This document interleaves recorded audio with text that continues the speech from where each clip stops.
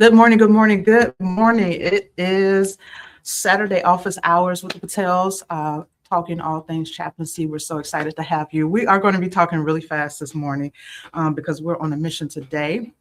We're out and about, as you can see, and we have probably not even 15 minutes before we need to move on. So we want to welcome you and thank you for joining us. If you're on watching us live, please drop a comment, a question in the comments, and let us know that you're here with us, and we'll be so glad to answer all of your questions. Let's just go ahead and jump right in. These conversations are designed to be very relaxed, although I'm talking very fast.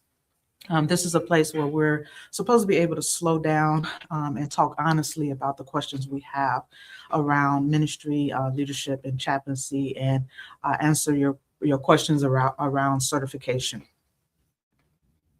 So this week we've been talking about a very important topic. Burnout is not a badge of honor in ministry. That's right. So many leaders, as you may know, are serving faithfully, caring deeply, showing up for people in crisis, but are quietly feeling stretched thin, depleted, or just unsure how to sustain that level of care long term. Today, we're just reminding you about serving well without losing yourself in the process. And we'll also answer a few questions about chaplaincy and the Life Training Academy Chaplaincy Certification Program. So let's walk through a few of the questions we've been hearing. All right, let's get into it. Who's our first question, Pastor Cam? It's Marcus, and it's asking the question, is burnout just part of ministry, or is something actually wrong when leaders feel this exhausted? Good question. Yes, thank you, Marcus, for asking this question. I'll answer this to the best of my ability. Burnout is common, but it is not the design. So we're not intended to be constantly depleted and burn out. We are intended to serve at optimum level and take times and pockets of rest as we need to. So ministry often attracts compassionate people who naturally carry others' burdens. So people who are just naturally care for people, ministry attracts us. And if you don't have structure, that compassion can become unsustainable. Training, when you have training, and that's why we're providing certification here, it introduces how to structure yourself around boundaries, tools, and support systems. So burnout is not proof of faithfulness. I don't want you to get that twisted. It's often proof that you're carrying something more than what you're meant to carry, whether it be seasonal or whether it be long term. All right, next question. So this is from Danielle, and it says, how do I know if what I'm experiencing is burnout or just a busy season?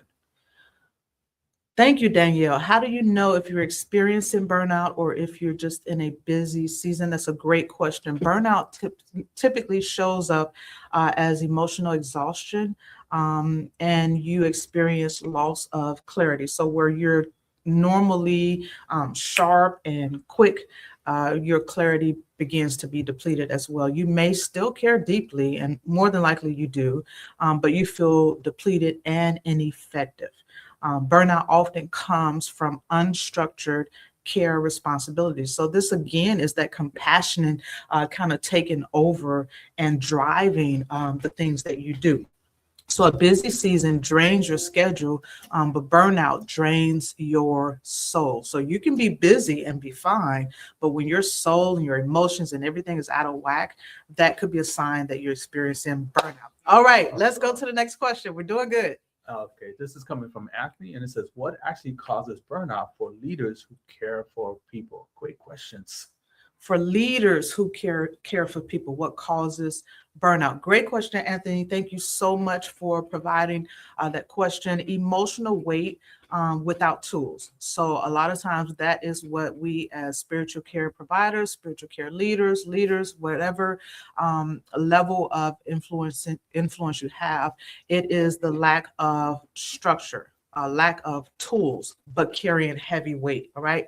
Serving without boundaries is probably one of the key things that you need to be aware of. When you do not have boundaries, you're just available to everybody all the time. Doesn't matter when, doesn't matter where, you're there. Call me any. No, no, no, no, no, no. Stop it. Stop it. Stop it.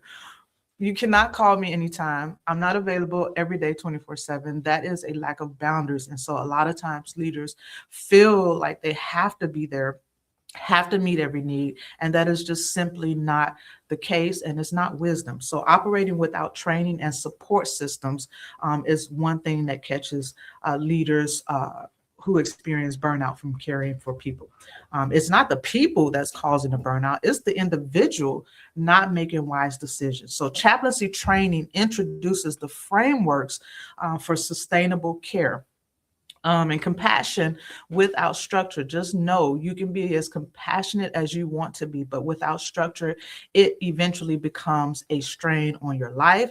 And get this, it will become a strain on your family, your friends, everything about you. If you do not implement that structure, the boundaries, the systems, the support system, you will eventually collapse. All right, let's take some of your questions centered around specific programs for chaplaincy. Thank you guys so much for helping us with these questions. Who do we have next? We have Robert, and he says, who is the chaplaincy program actually designed for? Excellent, Robert. Who is the chaplaincy program designed for? So spiritual leaders, and spiritual leaders does not indicate or mean senior pastors. You don't have to be a preacher. You don't have to be someone who holds a title in your faith community. A spiritual leader is someone who has influence with people and basically provides some form of spiritual care. So we do encourage pastors, ministry workers, marketplace believers who care for people, leaders who are often called during crisis. So if you're someone who's always getting phone calls to show up in really, really complex crisis situations. For example, if there's an accident on the highway and they're calling you because you are somebody who is known in the community as a spiritual leader, that may be a sign that you probably should go ahead and get certified for chaplaincy. Anyone who feels that responsibility for supporting others spiritually. Now, you may be saying to yourself, and I'm getting off track here, but you may be saying to yourself, I already do these things. That's great. That's wonderful. But have you been trained? Have you been certified? Do you have the framework? Do you have the structure? Because eventually, you will need that in place if people are always calling for you. It may be working out now, but eventually you're going to need some structure, frameworks, and support systems in place. Many people are already functioning like chaplains, like you're already doing the work and you have no idea that you're already operating like a chaplain. You haven't been trained yet, and that's okay. That's what certification will do. It will only increase your capacity and expand your ability to serve people. All right, let's take one more question while we're doing good with time. Yes. So Angela says, what does chaplaincy training actually teach that someone wouldn't already know from ministry? Woo! Okay, this is my favorite question. This is my favorite question because people have an assumption about chaplaincy. Most people, when you say chaplain, they immediately think about funerals, death, hospitals, but that is not the case. Chaplaincy is so much more, is so much bigger. I am so grateful that I was exposed to this area of ministry years ago. I think it was 8-9 years ago, because I did not know the weight of being trained as a chaplain. You're able to operate not only in your community, your faith community, your church, your local church, but you're also able to operate in other environments from a professional perspective. So chaplaincy training provides you with the necessary listening and caring skills that are required for chaplains. It prepares you for crisis response.